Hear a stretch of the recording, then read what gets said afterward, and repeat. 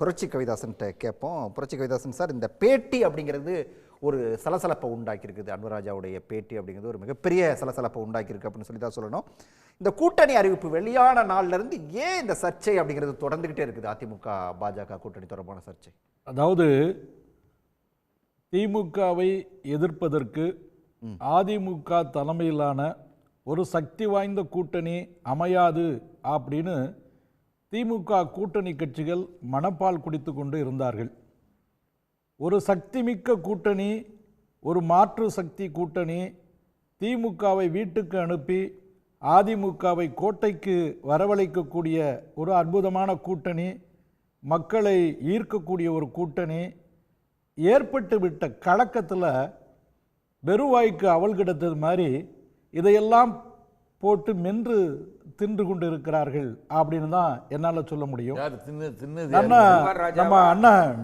நம்ம அண்ணா வந்துட்டு திராவிட இயக்க பேச்சாளர் அருமை அண்ணன் நாஞ்சில் சம்பத், அவங்க தமிழ் கேட்டு வளர்ந்த தம்பிகள் தான் நாங்கள். அரசியல் தற்கொலை இல்ல அது அவர் சொல்லுவார், அதனால தான் சொல்ல வந்தேன். அவர் தமிழ் கேட்டு வளர்ந்த தம்பி தான் நான், ரொம்ப மரியாதைக்குரிய அண்ணா. ஆனால் அவர் அதை கரெக்டாகவே சொல்லிட்டார். அதாவது இந்த திராவிட முன்னேற்ற கழகத்தினுடைய தாக்கம் எப்படி இருக்கும் அப்படின்னு.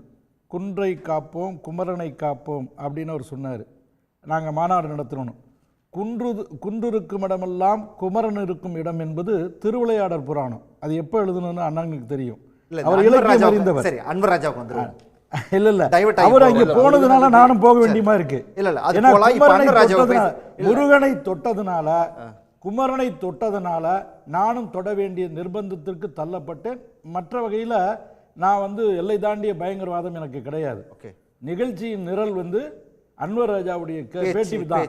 ஆனா அண்ணன் தாண்டி போகும்போது நீங்க தடுக்கல, என்னைய மட்டும் தடுக்கிறீங்க. இல்ல தடுக்கல, அதுக்குள்ளேயே டிராவல் ஆக வேண்டாம், அடுத்ததுக்கு வாங்கன்னு கூப்பிடுறேன். அதுக்குள்ளேயே தான் நான் பேசுறேன்.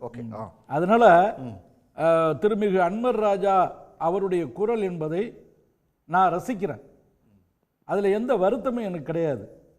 ஏன் அப்படின்னா, தமிழ்நாட்டில் பாஜக காலூன்ற முடியாது அப்படின்னு சொல்லி அன்வர் ராஜா சொன்னதை புரட்சி கவிதாசன் ரசிக்கிறீங்களா? இல்லைங்க, அது என்னுடைய தனிப்பட்ட கருத்துன்னு சொல்லியிருக்காரு. நீங்க அந்த அடிக்கோடு நீங்க அதுதான் வசதியா நீங்க மறந்துட பாக்குறீங்க, மறைக்கிற பாக்குறீங்க. அதுதான் தவறு.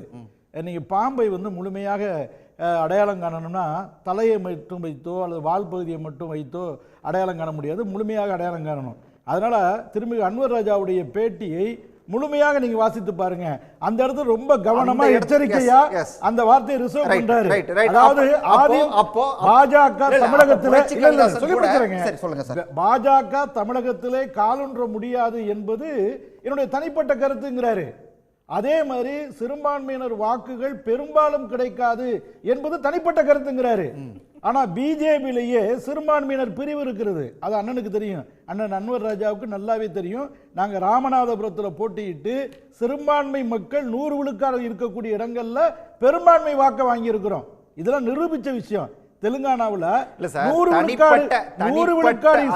தனிப்பட்ட கருத்தாகவே இருந்தால் கூட அவர் மனசுக்குள்ள இருக்கிற வழிதான் அது. இல்ல சொல்றது போல ஐயா, திமுக ஆட்சியை விட்டு போகணும்னு ஆசைப்படுமா? இல்ல அதிமுக எதிர்கட்சியாவே இருக்கணும்னு ஆசைப்படுமா? அது மாதிரி எல்லா அரசியல் கட்சிகளுக்கும் ஆட்சிக்கு வர வேண்டும் என்பது அவங்களுடைய அரசியல் அவா. ஆசை இல்லாதவன் மனிதன் இல்ல, முற்றும் திறந்த முனிவன் கிடையாது நாங்க. அதனால பிஜேபி ஆட்சிக்கு வர வேண்டும் என்பது சுயமரியாதையும் தன்மானமும் மிக்க புரட்சி கவிதாசனுடைய குரல், பிஜேபி தொண்டனுடைய குரல், எங்களுடைய தலைமையின் குரல். இது காலத்தின் தேவை அப்படின்னு நாங்க நினைக்கிறோம். ஆனால் தேர்தல் என்பது வேறு, கூட்டணி என்பது வேறு, கொள்கை என்பது வேறு அப்படின்னு பல முறை மாண்புமிகு எடப்பாடியார் அவர்களும் மாண்புமிகு உள்துறை அமைச்சர் அமித்ஷா அவர்களும் அதுபோல இங்கே இருக்கக்கூடிய நம்ம மாண்புமிகு மரியாதைக்குரிய மாண்புமிகு சட்டமன்ற எதிர்க்கட்சி தலைவர் அண்ணன் நயினா நாகேந்திரன் அவர்களும் அழுத்தம் திருத்தமாக சொல்லிட்டாங்க. அதனால அந்த இரண்டாம் கட்ட தலைவர்களுடைய குரல்களை கவனிக்க வேண்டிய அவசியம் இல்லை. அதிகாரம் படைத்தவர்கள் யார் அப்படின்னா, இந்த இந்திய அலையன்ஸுக்கு தேசிய ஜனநாயக கூட்டணியுடைய தலையெழுத்தை தீர்மானிக்க வேண்டியது சீஃப் ஆர்கிடெக்டர் அப்படின்னு சொன்னா, தலைமை கட்டுமான பொறியாளர் அப்படின்னா இரும்பு மனிதன் அமித்ஷா தான், அரசியல் சாணக்கியன் அமித்ஷா தான். தமிழ்நாட்டை பொறுத்தவரையில மாண்புமிகு எடப்பாடியார் தான். எடப்பாடியார் சொன்னாரா பாஜக கால் ஒன்ற முடியாது கை ஒன்ற முடியாது? எடப்பாடியார் சொன்னாரா? அதனால ஏங்க அன்வர் ராஜா நீங்க அமைப்பு இல்ல செயலாளரா இல்ல இருக்காரா இல்ல இல்லையாங்க? அதை சார், clarify பண்ணுங்க. அதுதான் அவர் ரொம்ப அதிமுகவின் அமைப்பு ஜாக்கிரதையா செயலாளராக இல்ல, அன்வர் ராஜா இருக்கிறாரா இல்லங்க, இல்லையா? அவர் இருக்காரு அதாங்க, sir. whether it is official statement of ADMK sir சொல்லுங்க. அவர் சொல்றா சார், அது அவரோட பேட்டி சார். இல்ல சார், இல்ல சார், அவர் வீட்டுக்குள்ள புரட்சி விலாசனுக்கு தான் 2026ல பிஜேபி ஆட்சி வரணும்னு ஆசை இருக்கு. ஆனா திமுக வீட்டுக்கு அனுப்பணுமே. திமுகவை வீட்டுக்கு அனுப்புவதற்கு எந்த தியாகத்தின் எல்லையும் தொடுவதற்கு நாங்கள் தயாராக இருக்கிறோங்கிறதுனால தான் அந்த கூட்டணி.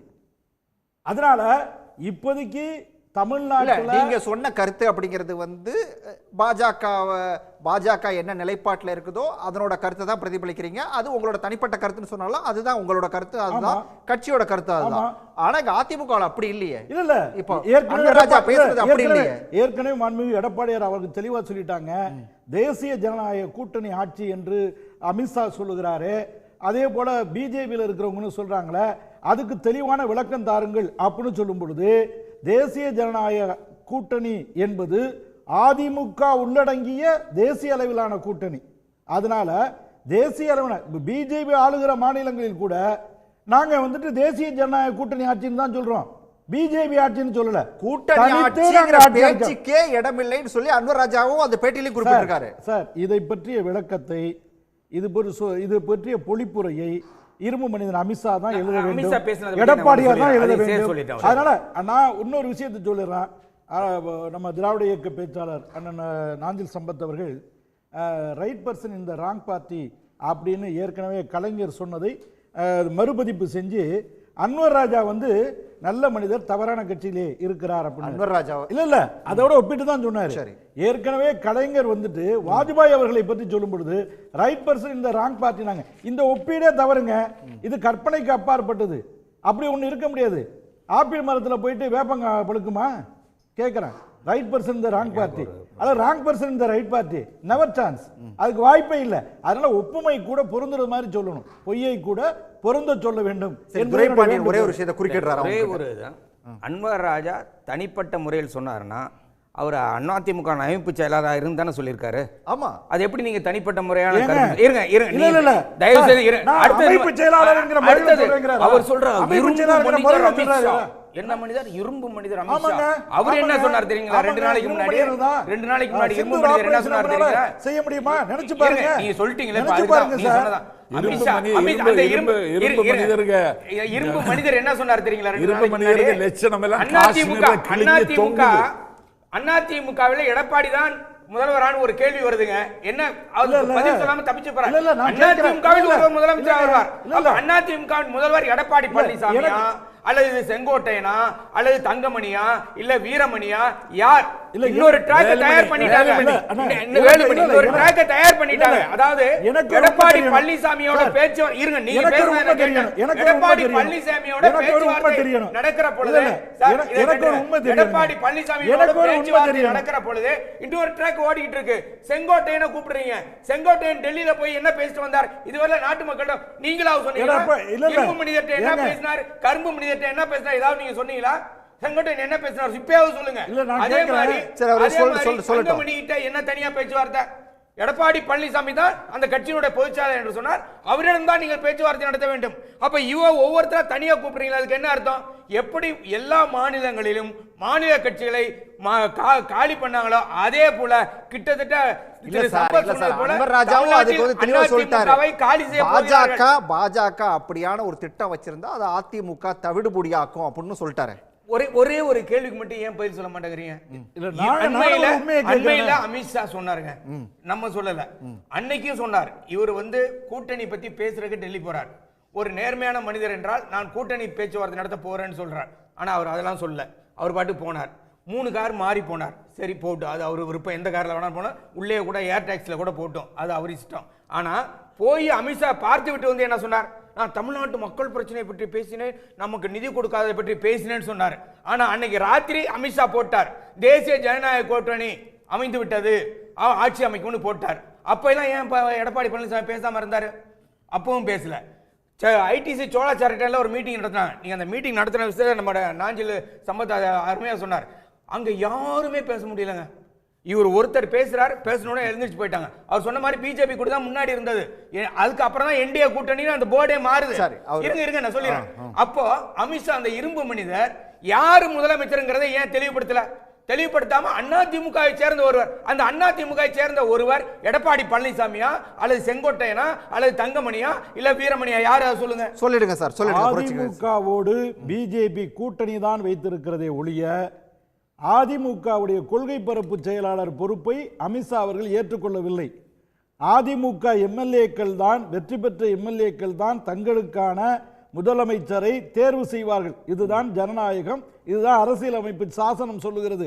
அதனால அமித்ஷா போயிட்டு அதிமுக உறுப்பினர்களை இவர்களை தேர்வு செய்ய வேண்டும் என்றோ அல்லது இவர்தான் முதலமைச்சர் என்றோ எடப்பாடி பழனிசாமி தொடங்க வைக்கிறப்ப ஒரு விஷயம் சொல்றாரு சார், நான் தான் தலைவர்னு அவர் சொல்றாரு சார், நான் தான் தலைவர்னு அவர் சொல்றார். ஆனா அமித்ஷா ஏன் சொல்ல மாட்டேங்கிறார்?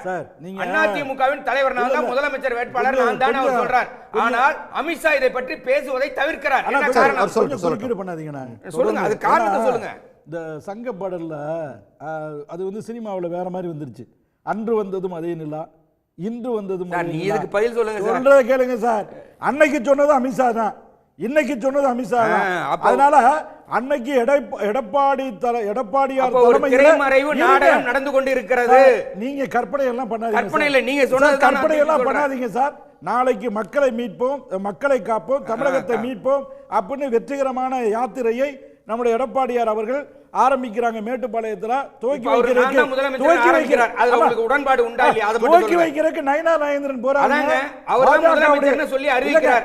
அதுல உங்களுக்கு உடன்பாடு இருக்கா இல்லையா அது சொல்லுங்க. அதிமுகவுடைய பிசினஸ்ல நாங்க தலையிட மாட்டோம்.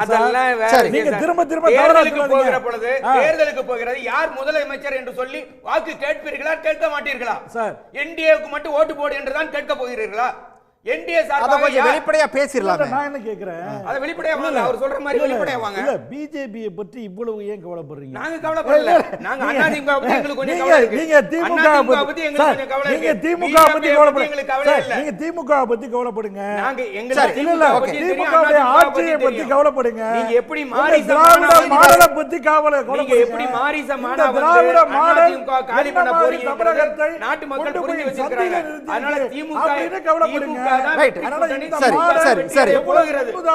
மோசமான மாடல் என்பதை பற்றி கவலைப்படுங்க.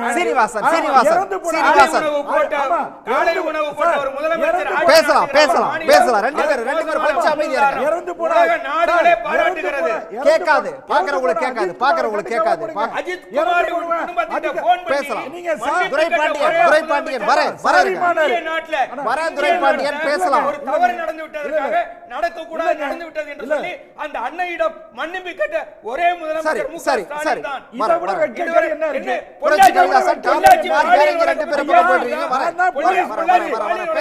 போலீஸ் மந்திரி தொடர்ந்து பேசலாம்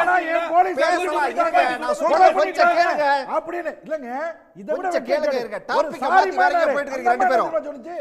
சாரி பாண்ட்ரிச்சு, ரைட், ஓகே. சாரிமானாரு அந்த அம்மா, அஜித் அம்மா ஸ்டாலினையா பார்த்து சாரிப்பா அப்படின்னுச்சு. சரி, இது ஒரு சாரி. ஓகே, நீங்க வேற எங்க போயிட்டு இருக்கீங்க, வேற எங்க ரெண்டு பேரும் வேற எங்க போயிட்டு இருக்கீங்க. உடனுக்குடன் செய்திகளை தெரிந்து கொள்ள சன் நியூஸ் பெல் ஐகானை கிளிக் பண்ணுங்க.